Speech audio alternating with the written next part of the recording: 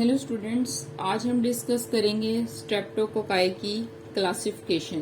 Previous video में हमने discuss की थी स्ट्रेप्टोकोकस की इम्पोर्टेंट प्रॉपर्टीज। आज हम डिस्कस करेंगे क्लासिफिकेशन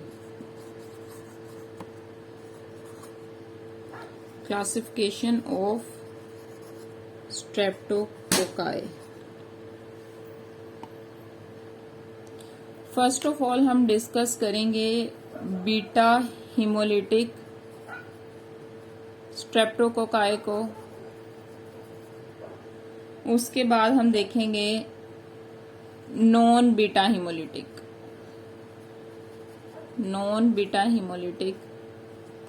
स्ट्रेप्टोकोकाई। और थर्ड पे हम देखेंगे पेप्टो स्ट्रेप्टोकोकाई।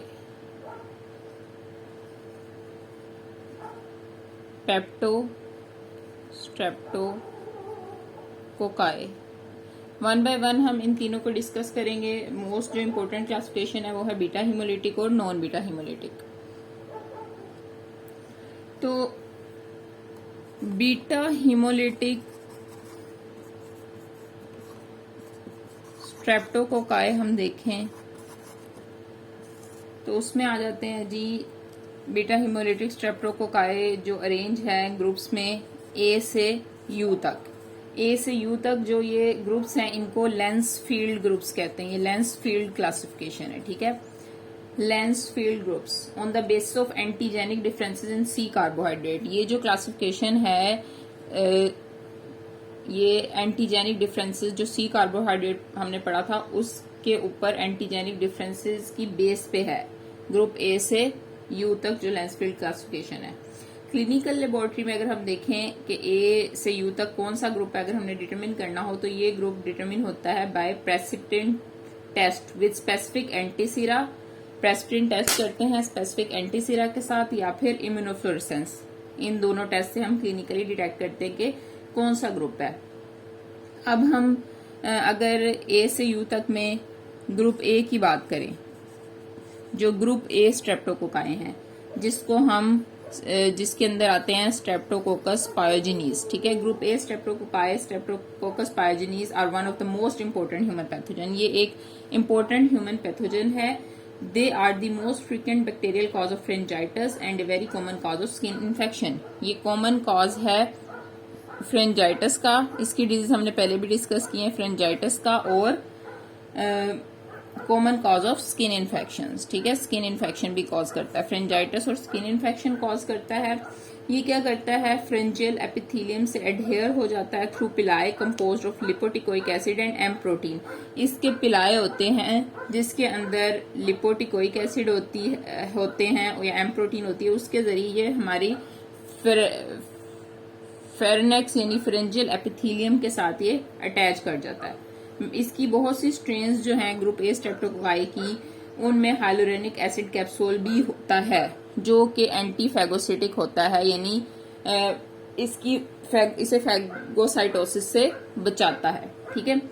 अब स्ट्रेप्टोकोकस पायोजेनीज की जो ग्रोथ है एगर प्लेट पे in the laboratory is inhibited by the antibiotic bacitracin. An important diagnostic criteria, इसका एक इम्पोर्टेंट डायग्नोस्टिक क्राइटेरिया ये है कि एगर प्लेट्स के ऊपर स्ट्रेप्टोकोकस पायोजेनीज की जो ग्रोथ है लेबोरेटरी के अंदर वो कौन सी एंटीबायोटिक से इनहिबिट हो रही होती है, वो बेसिट्रासिन एंटीबायोटिक से इसकी ग्रोथ इनहिबिट हो रही होती है। ये एक इसका इम्पोर्टेंट डायग्नोस्टिक क्राइटेरिया है। ये तो हो गए ग्रुप ए। अब हमने group A beta haemolytic streptococci को ग्रुप बी वाले से कैसे डिफ्रेंशिएट करना है, ठीक है। ये जो ग्रुप्स हैं ए से यू तक, इसमें सबसे ज्यादा इंपॉर्टेंट ग्रुप ए और ग्रुप बी हैं या ग्रुप डी हैं। उसके अलावा जो सी, ई, एफ, जी, एच, के, यू ये बहुत कम ह्यूमन डिजीज कॉज करते हैं, ठीक है। तो हम ए से यू तक में group A streptococci, group B और ग्रुप डी डिस्कस करेंगे। ग्रुप ए हमने डिस्कस कर लिया, अब हम डिस्कस करेंगे ग्रुप बी स्ट्रेप्टोकोकाई। अब जो ग्रुप बी स्ट्रेप्टोकोकाई हैं, ग्रुप बी, इसमें आ जाता है स्ट्रेप्टोकोकस एग्लैक्टिया। स्ट्रेप्टोकोकस एग्लैक्टिया जो है ये क्लोनाइज करते हैं genital tract of some women, ठीक है। कहाँ पे होते हैं ये, जेनिटल ट्रैक को कोलोनाइज करते हैं। सम वुमेन, कुछ वुमेन्स के जेनिटल ट्रैक को ये कॉलोनाइज कर लेते हैं। और क्या, और दूसरी कौन सी ये डिजीज कॉज करते हैं? नियोनेटल मेनिंजाइटिस और सेप्सिस कॉज करते हैं। नियोनेटल मेनिंजाइटिस एंड सेप्सिस, ये इसकी इंपॉर्टेंट डिजीज है जो ये कॉज करते हैं। यानी ये जेनिटल ट्रैक को कॉलोनाइज करते हैं और नियोनेटल मेनिंजाइटिस और सेप्सिस कॉज करने का बायस बनते हैं। तो इसकी मेन इंपॉर्टेंट डिजीज जो है वो नियोनेटल मेनिंजाइटिस और सेप्सिस है। अब इसका जो एक इम्पोर्टेंट डायग्नोस्टिक क्राइटेरिया है वो बिल्कुल ग्रुप ए के उलट होता है, वो होता है बेसिट्रेसिन रेजिस्टेंट। ये जो बेसिट्रेसिन एंटीबायोटिक की डिस्क होती है उसको रेजिस्ट करते हैं, ठीक है, जबकि ग्रुप ए जो है वो बेसिट्रेसिन सेंसिटिव होते हैं। यानी जो ग्रुप ए वाले हैं वो इनहिबिट हो जाते हैं बेसिट्रेसिन से, जबकि ये बेसिट्रेसिन डिस्क को रेजिस्ट करते हैं, इनहिबिट नहीं होते। एक और इसका डायग्नोस्टिक क्राइटेरिया है कि ये ब्रेक डाउन करते हैं हाइपोरेट को, ठीक है, एक इंपॉर्टेंट डायग्नोस्टिक क्राइटेरिया, यानी दे हाइड्रोलाइज ब्रेक डाउन हाइपोरेट, ये भी इसका एक इंपॉर्टेंट डायग्नोस्टिक क्राइटेरिया है। ये तो हो गए ग्रुप बी। अब हम देखेंगे group D. Group D streptococci की बात करें तो उसमें आ जाते हैं इंटेरोकोकाई। इंटेरोकोकाई, अब इंटेरोकोकाई में एक इंटेरोकोकस फिशैलिस आता है और एक इंटेरोकोकस फेशियम आता है। एक आता है फिशैलिस और एक आता है फेशियम। और उसके अलावा ग्रुप डी में एक इंटेरोकोकाई आते हैं और एक आते हैं नॉन इंटेरोकोकाई। अब नॉन इंटेरोकोकाई में आता है स्ट्रेप्टोकोकस बोविस। इंटेरोकोकाई अगर हम देखें तो वो normal flora of the colon के मेंबर होते हैं, ठीक है, हमारी जो कोलोन का नॉर्मल फ्लोरा है उसके मेंबर्स होते हैं। और इनकी एक इसलिए नोट किए जाते हैं for their ability to cause urinary, biliary and cardiovascular infection. ये यूरिनरी, बिलरी और कार्डियोवास्कुलर इन्फेक्शन कॉज करते हैं, कोलोन का नॉर्मल फ्लोरा होते हैं। ये बहुत ज्यादा हार्डी ऑर्गेनिज्म होते हैं, यानी ये हाइपरटोनिक सोल्यूशन के अंदर ग्रो करते हैं, 6.5% सलाइन और इन बाइल, ठीक है, यानी ये हाइपरटोनिक सोल्यूशन के अंदर 6.5% सलाइन के अंदर ग्रो करते हैं या फिर बाइल में ग्रो करते हैं। और ये पेंसिलिन जी से किल नहीं होते। ये बातें आपने इसके बारे में याद रखनी है इंटेरोकोकाई के बारे में। एज ए रिजल्ट क्या होता है, एक हम कम्बिनेशन यूज करते हैं पेंसिलिन का और अमाइनोग्लाइकोसाइड का, यानी जेंटामाइसिन का, ताकि हम इंटेरोकोकाई को किल कर सकें। वैनकोमाइसिन भी इस्तेमाल की जाती है, लेकिन कुछ इंटेरोकोकाई वो वैनकोमाइसिन रेजिस्टेंट इंटेरोकोकाई होते हैं, ठीक है, और उनसे लाइफ थ्रेटनिंग नोसोकोमियल इन्फेक्शन हो जाते हैं, यानी हॉस्पिटल एक्वायर्ड इन्फेक्शन हो जाते हैं। बहुत सी स्ट्रेन्स जो हैं इंटेरोकोकम फेशियम की ये वैनकोमाइसिन रेजिस्टेंट होती हैं, ठीक है, इसके मुकाबले में जो फेशियम की जो स्ट्रेन्स हैं वो ज्यादा वैनकोमाइसिन रेजिस्टेंट होती हैं। अब हम चलते हैं नॉन इंटेरोकोकल ग्रुप डी स्ट्रेप्टोकोकस की तरफ, जैसा कि स्ट्रेप्टोकोकस बोविस है। ये भी सिमिलर इन्फेक्शन कॉज करता है, लेकिन ये लेस हार्डी होता है, ठीक है, यानी कम ताकतवर ऑर्गेनिज्म होता है। ये 6.5% NaCl से भी इनहिबिट हो जाता है और पेंसिलिन जी से भी किल हो जाता है। ये आपने याद रखना है, ये पेंसिलिन जी से किल नहीं होते, जबकि स्ट्रेप्टोकोकस बोविस पेंसिलिन जी से किल हो जाते हैं। Note that the haemolytic reaction of group D streptococci is variable. अगर हम ये जो ग्रुप डी है, ठीक है, इनके हम हिमोलिटिक रिएक्शन की बात करें, क्योंकि हम ये बीटा हिमोलिटिक स्ट्रेप्टोकोकाई के अंदर डिस्कस कर रहे हैं, तो हमने ये याद रखना है कि इसकी हिमोलिसिस जो है ये वेरिएबल हो सकती है। कुछ अल्फा भी हो सकते हैं, कुछ बीटा भी हो सकते हैं और कुछ नॉन हिमोलिटिक भी होते हैं। ए से यू तक थे, ए बी और डी हमने डिस्कस कर लिया, जबकि C E F G H and K and U streptococci infrequently human disease cause करते हैं, इसलिए इनको हम डिस्कस नहीं करेंगे। अब नेक्स्ट हमने डिस्कस करने है जी नॉन बीटा हिमोलिटिक स्ट्रेप्टोकोकाई।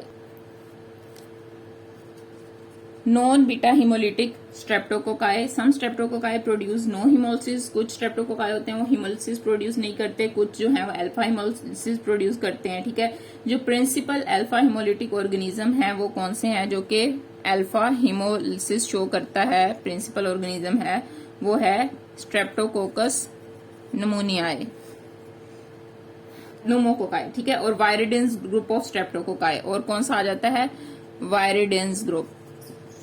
अभी वायरिडिन ग्रुप ऑफ स्ट्रेप्टोकोकाई है, इसमें बहुत सारे आ जाते हैं ऑर्गेनिज्म, जैसा कि स्ट्रेप्टोकोकस माइटस आ जाता है, सैंग्विनस आ जाता है और स्ट्रेप्टोकोकस म्यूटेंस आ जाता है।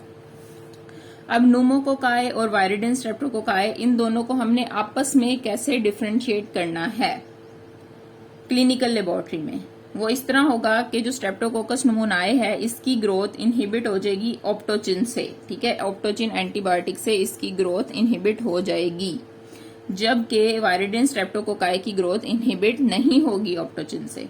सेकंड जो डायग्नोस्टिक क्राइटेरिया है वो ये है कि न्यूमोकोकाई की कॉलोनीज जो है डिसॉल्व हो जाती हैं जब हम उसे बाइल को एक्सपोज करते हैं, यानी बाइल सोल्बल है, जबकि इसकी कॉलोनीज जो है वो वायरिडिन्स की वो बाइल सोल्बल नहीं है। ये दो इंपॉर्टेंट डायग्नोस्टिक क्राइटेरिया जो आपने याद रखने हैं। अब वायरिडिन स्ट्रेप्टोकोकाई जो है ये हमारे ह्यूमन फेरेक्स के नॉर्मल फ्लोरा का पार्ट होते हैं और ये हमारी ब्लड स्ट्रीम में भी चले जाते हैं और इन्फेक्टिव एंडोकार्डाइटिस कॉज करते हैं, ये आपने याद रखना है। ह्यूमन फेरेक्स के नॉर्मल फ्लोरा का पार्ट होते हैं, वहां से ब्लड स्ट्रीम में जाके इन्फेक्टिव एंडोकार्डाइटिस कॉज करते हैं। स्ट्रेप्टोकोकस म्यूटेंस की बात करें जो कि वायरिडिन स्ट्रेप्टोकोकाई में ही आता है, ये पॉलीसैकर स्ट्रेप्टोकोकस म्यूटेंस जो है ये वायरिडिन ग्रुप में आता है। ये कुछ पॉलीसैक्राइड्स बनाता है जिसको डेक्सट्रॉन्स कहते हैं, ठीक है, जो कि डेक्सट्रॉन्स ऐसा पॉलीसैक्राइड है जो कि डेंटल प्लैग में होता है और हमारे डेंटल उसको कैरीज करते हैं, ठीक है। स्ट्रेप्टोकोकस म्यूटेंस हो गया वायरिडिन स्ट्रेप्टोकोकाई में जो कि डेक्सट्रॉन पॉलीसैक्राइड बनाता है जो डेंटल प्लैग में होते हैं। उसके अलावा स्ट्रेप्टोकोकस इंटरमीडियस और एंगिनोसस, ठीक है, ये यूजुअली अल्फा हिमोलिटिक और नॉन हिमोलिटिक होते हैं, कुछ इनके आइसोलेट बीटा हिमोलिटिक होते हैं, इतना इंपॉर्टेंट नहीं है, ठीक है, लेकिन आपने याद रखना है कि ये जो है माउथ और कोलोन में होते हैं, जबकि स्ट्रेप्टोकोकस म्यूटेंस जो है ये डेंटल प्लैग में होता है। इसमें ये इंपॉर्टेंट है, आपने ये याद रखना। उसके बाद एक जो हमने बीटा हिमोलिटिक और नॉन बीटा हिमोलिटिक डिस्कस किए, कुछ थोड़ा सा एक्सेप्शन है हट के, पेप्टोस्ट्रेप्टोकोकाई, वो भी हमने देखना है, बाजू का एमसीक्यू में आ जाता है कि पेप्टोस्ट्रेप्टोकोकाई क्या होते हैं। पेप्टोस्ट्रेप्टोकोकाई ये लास्ट पार्ट है क्लासिफिकेशन का। ये जो है ये ऐसे स्ट्रेप्टोकोकाई होते हैं जो अंडर एन एरोबिक यानी ऑक्सीजन ना हो या फिर माइक्रो एरोफिलिक लेस ऑक्सीजन, इन दोनों कंडीशंस में ग्रो करते हैं और वेरिएबल हिमोलिसिस प्रोड्यूस करते हैं, इनकी हिमोलिसिस चेंज होती रहती है। पेप्टोस्ट्रेप्टोकोकाई जो है ये मेंबर्स होते हैं हमारे गट, माउथ और फीमेल जेनिटल ट्रैक के नॉर्मल फ्लोरा के मेंबर होते हैं और ये मिक्स्ड एनारोबिक इन्फेक्शंस कॉज करते हैं। मिक्स्ड एनारोबिक इन्फेक्शन का मतलब है कि ये इन्फेक्शंस जो हैं मल्टीपल बैक्टीरिया से हो रहे होते हैं, कुछ इनमें एनारोब्स होते हैं पेप्टोस्ट्रेप्टोकोकाई में और कुछ जो है फैकल्टेटिव्स होते हैं। फॉर एग्जांपल पेप्टोस्ट्रेप्टोकोकाई एंड वायरिडिन स्ट्रेप्टोकोकाई दोनों, अगर हम बात करें ना वायरिडिन्स की, जो कि हमने कहा था ह्यूमन के फेरेंक्स का नॉर्मल फ्लोरा है, इसी तरह पेप्टोस्ट्रेप्टोकोकाई ये दोनों जो हैं ये ओरल फ्लोरा के मेंबर हैं, ठीक है।